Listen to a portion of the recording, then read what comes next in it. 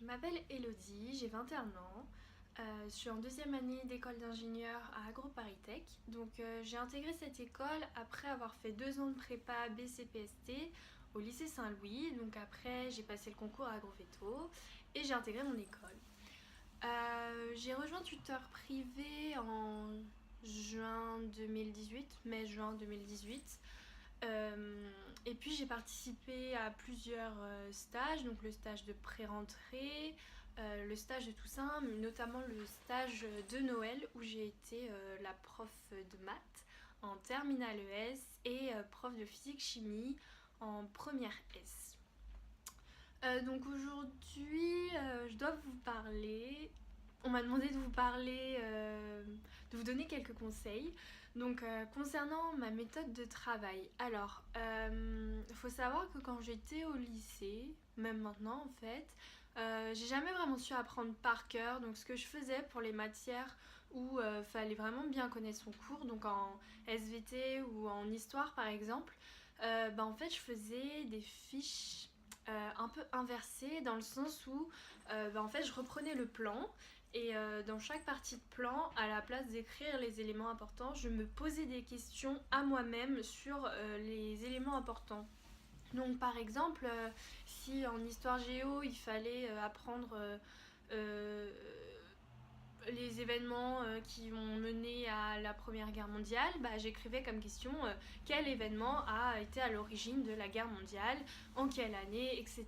Et après je répondais, donc ces fiches-là, je les prenais et je les relisais, je répondais encore et encore, je mettais des petites croix aux questions où j'avais du mal, comme ça je revenais en priorité là-dessus et au fur et à mesure en fait j'avais tout en tête et quand je réécrivais le plan j'arrivais à remplir les trous.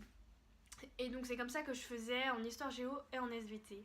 Après, concernant les maths et la physique-chimie, là c'est un peu différent parce que c'est surtout du savoir-faire. Donc en fait, tout simplement, je faisais plein d'exos, exos de maths et de physique-chimie. En fait, faut pas avoir peur de faire les exos, faut vraiment prendre une feuille, prendre un stylo, ouvrir son livre et écrire et faire les exos pour de vrai. Faut pas regarder la correction et se dire ah ouais ok c'est bon je sais faire parce que on croit qu'on sait faire mais en fait on sait pas faire donc faut le faire pour de vrai.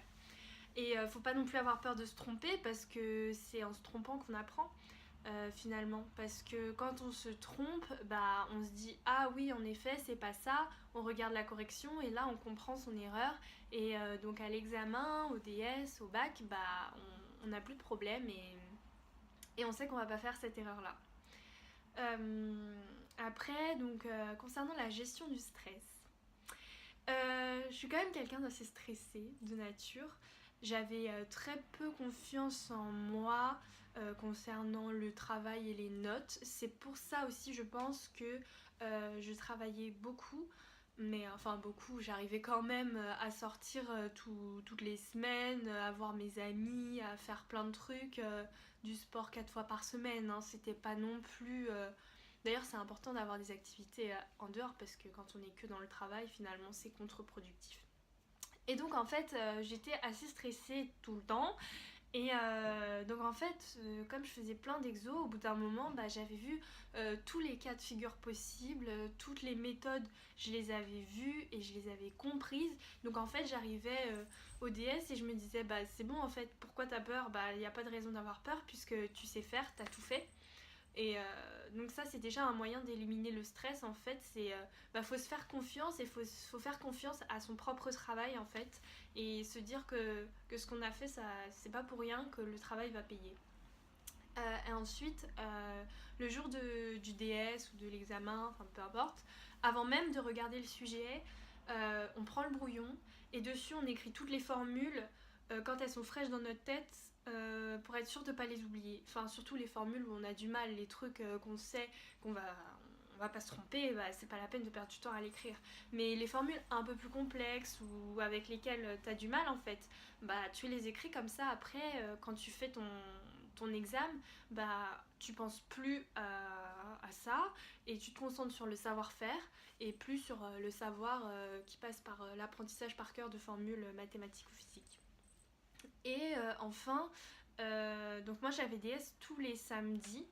Donc je travaillais en fait très peu le vendredi soir, c'est-à-dire la veille, parce que le vendredi soir on est plus concentré sur le stress en fait, tout simplement, c'est normal.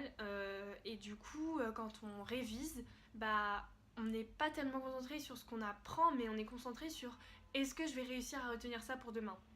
Donc en fait le vendredi soir c'est trop tard pour apprendre de nouvelles choses. Et donc ça sert à rien de s'acharner, ça sert à rien de faire une nuit blanche. La veille de l'examen, faut revoir les points importants sur lesquels on bute un peu. Mais il faut pas, c'est pas là qu'on commence ses révisions, loin de là. Donc moi j'avais DS le samedi, donc je faisais un planning en fait le week-end précédent. Je reprenais mon cours et je regardais donc un peu le plan du cours. Et à chaque grande partie du cours, en fait, je cherchais des exos qui correspondaient. Et je faisais comme ça une liste d'exercices. Et après, je faisais ces exos donc du lundi au jeudi. Un petit peu chaque jour en fait, et le jeudi je faisais un ou deux gros problèmes de type bac, et voilà. Et après ces feuilles, ces listes d'exercices, en fait je les gardais. Et en fait je les gardais jusqu'au bac parce que comme ça me faisait déjà une bonne liste d'exos pour mes révisions. Donc bien sûr il y a des exos un peu basiques que je mettais dedans qui sont pas utiles pour le bac, alors je me concentrais sur ceux qui étaient un peu plus complexes, un peu plus longs, un peu plus subtils. Et en fait je les surlignais ceux-là, et comme ça au bac en fait j'avais déjà gagné énormément de temps dans mes révisions vu que j'avais déjà une liste complète d'exos à faire et à refaire et à revoir pour me préparer au bac. Voilà, j'espère que mes conseils vous auront aidé, et à bientôt.